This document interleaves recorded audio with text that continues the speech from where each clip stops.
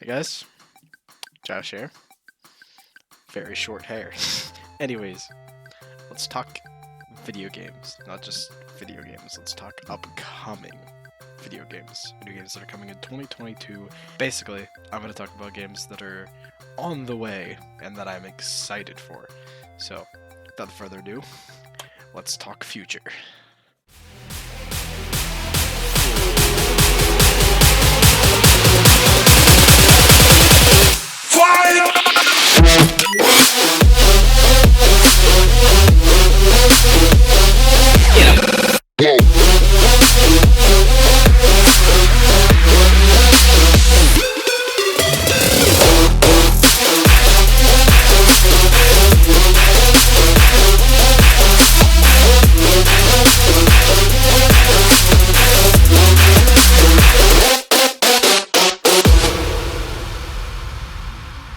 These games are in no particular order at all. I'm just gonna talk about games in the order I feel like it.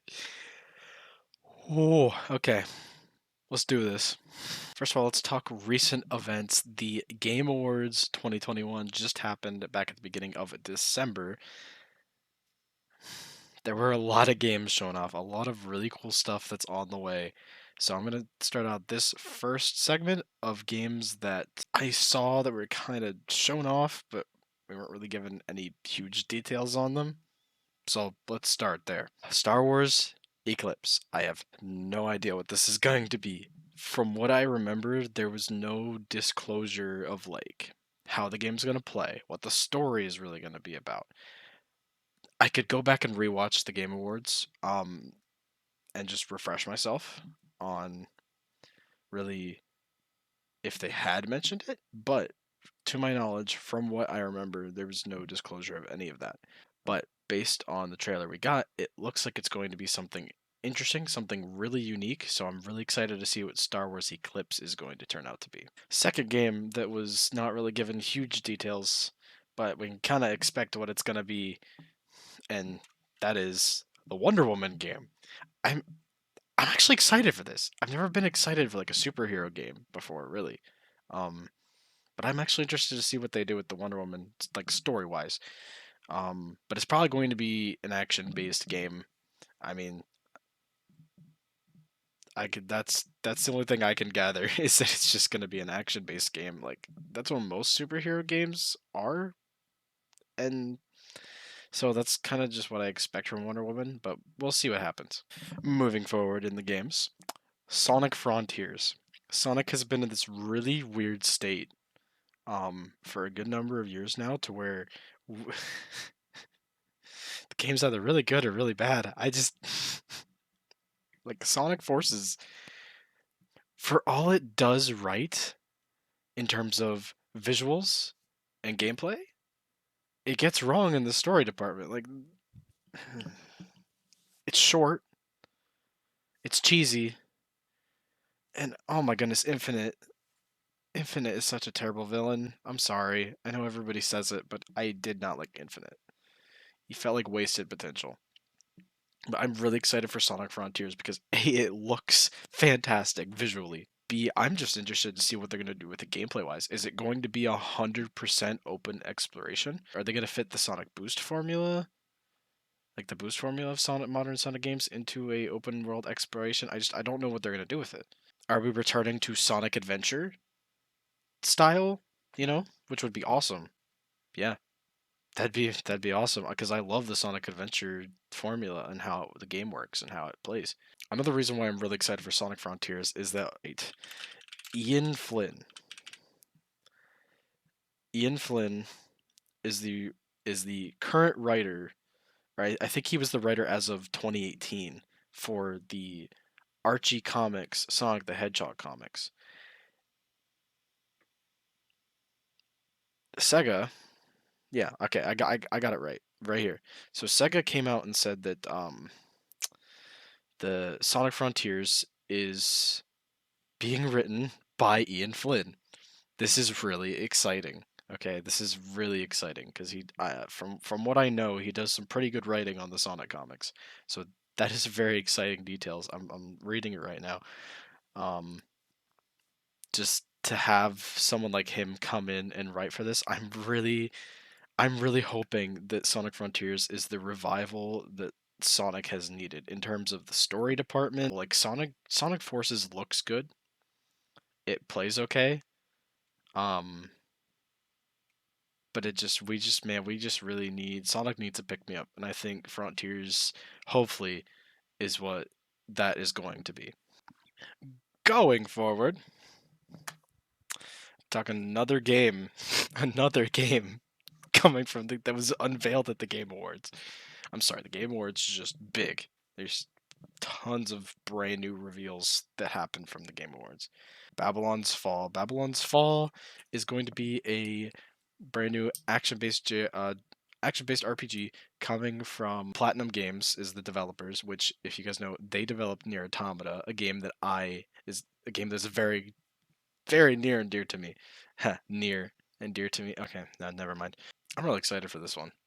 Being able to have I believe if I remember reading correctly, you're able to have different weapons on you at a time that you can switch back and forth between. That is cool. But in Nier Automata, you can have, well, when you're playing as specific characters, you can have two weapons on you, and you can use each one freely. Now, what Babylon's Fall is going to do is going to be a straight through, I believe, just a straight through story. It's not like a online type of like MMORPG. It's just an RPG. And the way it's going to work is that there's going to be co-op, and you can play through the game completely solo, or you can play with up to 3 other people. So you can have a 4-player run going in co-op. That is really cool, and I'm really excited to play it. It looks fantastic. The visual style is very appealing to me. Platinum Games makes some great stuff. I have pre-ordered it. It's coming out in March, and I just can't wait to see what they've done with it. And what like the story is going to be like and all that things. It looks very very interesting. Let's keep talking future. If you know Jet Set Radio and Jet Set Radio Future, these are two games that came from Sega. The Jet Set Radio came out on the originally on the Dreamcast and has kind of been passed around from PC port to console port and all that good stuff. Jet Set Radio Future was a game that came out on the original Xbox and was a bit of a revisioned version, I guess you could say, of Jet Set Radio. Both absolutely fantastic games, right? But JSR, Jet Set Radio, there hasn't been a new Jet Set Radio game since Future back on the original Xbox. I don't want to say that they've neglected JSR. JSR has had cameos in Sonic games. They were, I believe, Jet Set Radio characters were in the Sonic and All Stars games. So it's not like they neglected JSR, but there hasn't been a new game since Future, and well, it's kind of sad to see because the Jet Set Radio games are fantastic. Let's talk Reptile Games. I love these developers. Reptile Games made the games Lethal League Blaze, which is the sequel to Lethal League, Megabyte Punch, and now Bomb Rush Cyberpunk. Bomb Rush Cyberpunk, simply put, is a spiritual successor to Jet Set Radio. It has the same type of visual style as Jet Set Radio. It's got the same like gameplay feel, at least from what I've seen. It's got a like a trick system, and you've also got BMX. So you'll have bicycles that you can do tricks on. You'll have skateboards, and actually this was just unveiled recently in a very recent teaser.